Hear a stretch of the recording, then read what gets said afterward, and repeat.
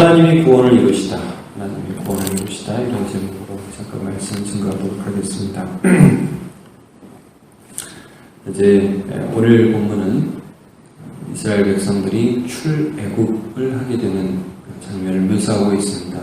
하나님께서 이집트를 10가지 재앙으로 치시고, 어제 우리가 주일이라 새벽 기도를 하지 않았고 이 부분을 다루지는 않았지만 10번째 재앙, 장사가 죽는 재앙 때문에 바로가 이스라엘 백성들을 밤에 모세를 불러가지고 그리고 너 나를 축복해라 하고 이스라엘 백성들이 마치 쫓겨나듯이 이집트에서 나오게 됩니다. 그 장면을 오늘 묘사하면서 이날 오늘 너희가 이 밤에 쫓겨나듯이 이집트에서 나가는 이 날을 절기로 지켜라. 유월절, 유월, 유라는 건 넘어간다 이런 뜻이죠. 월도 마찬가지로 넘어간다. 그래서 패스오버라고 하는데 재앙이 넘어간 이 날을 너희가 기억하고 대대로 지켜라. 여러분, 우리가 신약성경에서도 이 부분을 분명히 알지만 이 유월절 어린 양이 죽어서 사람이 재앙이 넘어가고 구원받고 이집트에서 탈출하고, 이 어린 양은 예수 그리스도를 가리키죠. 그래서 요한이 이렇게 예수님 보고 딱 얘기했잖아요. 보라, 세상 죄를 지고 가는 하나님의 어린 양이로다. 그리고 예수님은 6월절에 십자가에 돌아가셨고요. 자, 이렇게 해서 예수님을 통하여 구원받는 이 모든 것들을 예표하는데요. 오늘 그들이 이집트를 탈출하게 되는 이 장면은 굉장히 독특한 모습을 많이 보여주게 됩니다. 여러분, 먼저 보면 그들이 60만이나 되는 수가 이집트에서 탈출하는 것이 37절에 나옵니다. 37절을 보시면요, 이스라엘 자손이 람셋을 떠나서 수곳에 이르니 유아 외에 보행하는 장정이 60만 가량이요, 남자가 60만 정도 된다는 것을 말씀하고 있습니다. 굉장히 독특하죠. 그리고 여기 보면 38절을 한번 보시면 단순히 이스라엘 자손들, 그러니까 요셉을 통해서 이스라엘, 야곱, 요셉을 통해서 이집트에 이주하게 된 그 12명, 13명부터 시작해요. 그때 70명이 이제 이주해 오게 되는데, 그 사람들로부터 시작해서 온 60만 명이라는 그 이스라엘 족속만이 탈출하는 게 아니라, 38절을 한번 보시죠. 시작.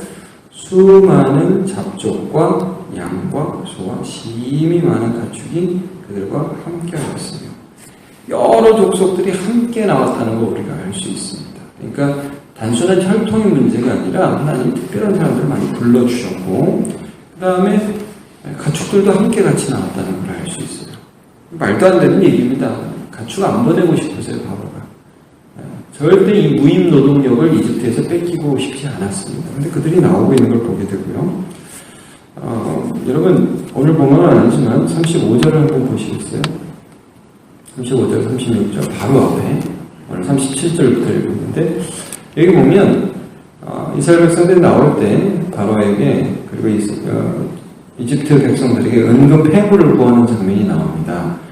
35절, 36절 제가 읽어볼게요. 이스라엘 자손이 모세의 말대로 하여 애굽 사람에게 은금 폐물과 의복을 구하매 여호와께서 애굽 사람들에게 이스라엘 백성에게 은혜를 입히게 하사 그들이 구하는 대로 주게 하심으로 그들이 애굽 사람의 물품을 취하였더라. 말도 안 되는 일이죠. 이런 일들이 벌어졌습니다.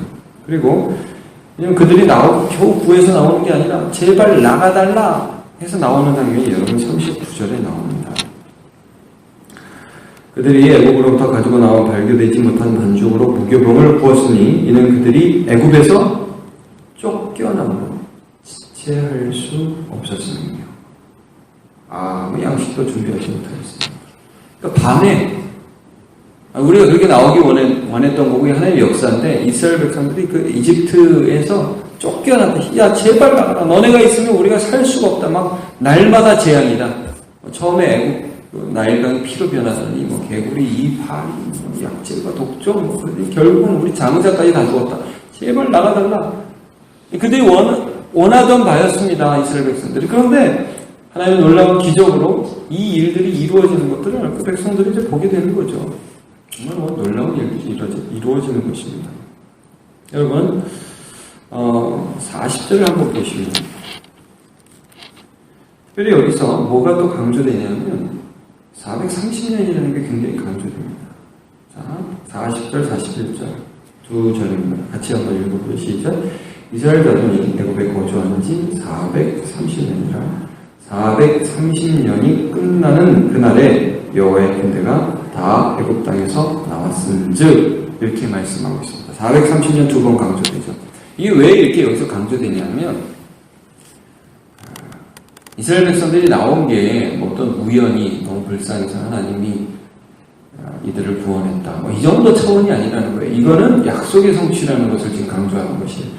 창세기 15장에 보면 하나님께서 아브라함에게 나타나시는 장면이 나와요. 근데 그 나타나시는 그 하나님께서 아브라함에게 어떤 말씀을 하시냐면 제가 창세기 15장 13절 14절을 읽어볼게요. 여호와께서 아브라함에게 이르시되 너는 반드시 알라 내 자손이 이방에서 객이 되어 그들을 섬기겠고 그들은 400년 동안 내 자손을 괴롭히니 그들이 섬기는 날을 내가 징벌할지며 그 후에 내 자손이 큰 재물을 이끌고 나오리라. 그러니까 하나님이 이미 아브라함에게 그 아들 이삭, 그 아들 야곱, 그리고 그 아들 요셉 때에 이집트로 이주할 것도 아셨고 이주한 백성들이 400여 년간 그 땅에서 나그네와 객으로 있으면서 종으로 있으면서 어려움을 당할 것을 말씀하셨습니다. 이미 아브라함 때에. 그리고 그것들을 하나님이 성취하셨다. 그리고 나오는데 그냥 나오는 게 아니라 수많은 잡족들 그리고 여기 나온 대로 은금 폐물과 재물을 가지고 그 땅에서 나오게 하신다. 다른 말로 하시면 무엇입니까? 여러분 이스라엘 백성들이 구원받은 것은 전적으로 하나님의 은혜다 이겁니다. 전적으로 하나님이 하시는 일이라 이런 말씀이에요. 그럼 우리에게 적용하면 어떻게 될까요? 여러분 우리가 오늘 예배할 수 있고 우리가 오늘 하나님 앞에 기도할 수 있고 우리의 삶이 하나님 앞으로 나올 수 있는 것은 뭐 우연히 어쩌다가 내가 어쩌다 독산동안 남문교회에 와서 이사 와가지고 이렇게 된 것이 아니라 하나님의 전적인 계획과 은혜 가운데 되어졌다 하는 하나님 주도적인 구원을 말씀하시는 것입니다. 여러분 오늘도 여기서 우리가 안정감을 느껴야 됩니다. 나를 부르신 분은 하나님이십니다. 하나님이 이것을 이끄시는구나 하는 것을 여러분 믿으시기를 예수님의 이름으로 축복합니다. 계시록 7장 10절에 보면 이런 말씀이 있습니다. 큰 소리로 외쳐 이르되 구원하심이 보좌에 앉으신 우리 하나님과 어린 양에게 있도다. 구원은 하나님께 있는 거예요. 그것들이 우리에게 나타납니다. 자, 조금만 더 볼게요.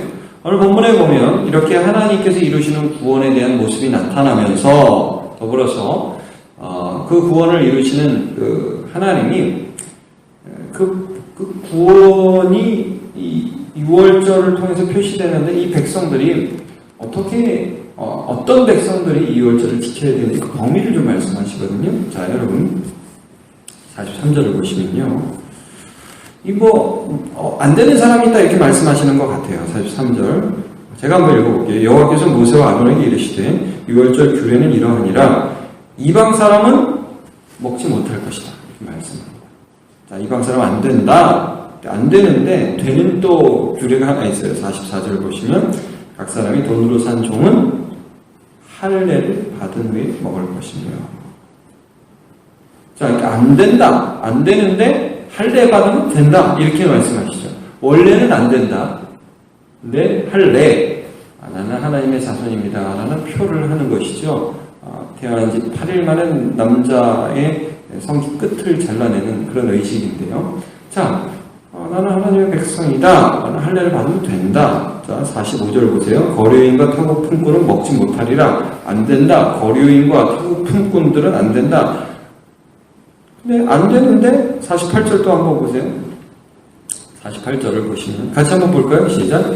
너희와 함께 거류하는 타국인이 너의 6월절을 지키고자 하거든 그 모든 남자는 할례를 받은 후에야 가까이 하여 지킬지니 그는 본토인과 같이 될 것이나 할례 받지 못한 자는 먹지 못할 것이니라.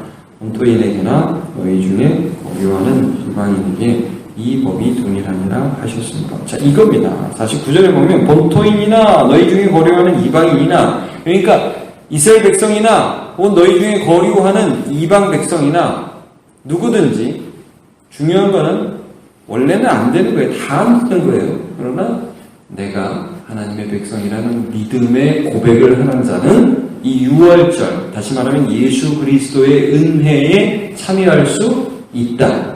원래는 안 된다. 그러나 너희의 믿음의 고백이 있으면, 그러면 그는 누구라도 하나님의 예수 그리스도, 하나님의 어린 양, 하나님의 구원의 방법, 하나님이 이끄시는 그 백성으로서의 은혜를 누구든지 누릴 수가 있다. 이 말씀을 해주는 거예요. 여러분, 요한복음에 분명히 이렇게 말씀하십니다.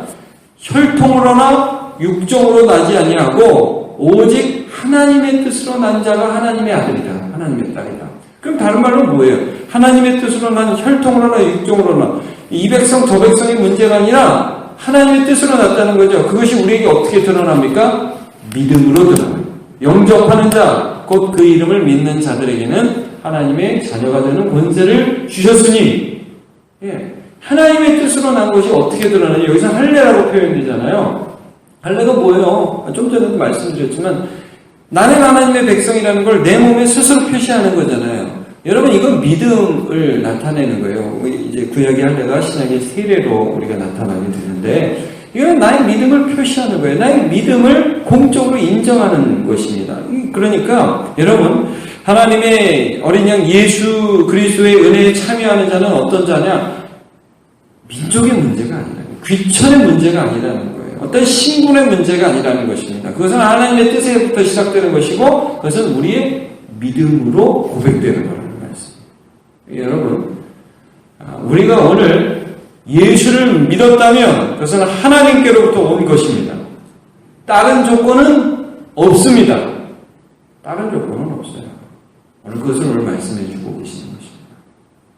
자, 오늘 하나님의 구원을 쭉 함께 살펴보겠습니다. 하나님 주도적인 구원, 하나님이 이루시는 것, 그것은 나에게 근거가 있는 것이 아니라 하나님의 약속이 있는 것이라는 걸 살펴보았고요. 빈부나 귀천이나 민족이나 족속의 문제가 아닌 것을 살펴보았습니다. 고린도전서 1장 24절, 오직 부르심을 받은 자들에게는 유대인에게나 헬라인이나 그리스도는 하나님의 능력이요 하나님의 지혜니라 그랬습니다. 하나님의 구원의 은혜가 강력한 은혜 감사하고 은혜를 누리는 저와 여러분 되시길 예수님의 이름으로 축복합니다.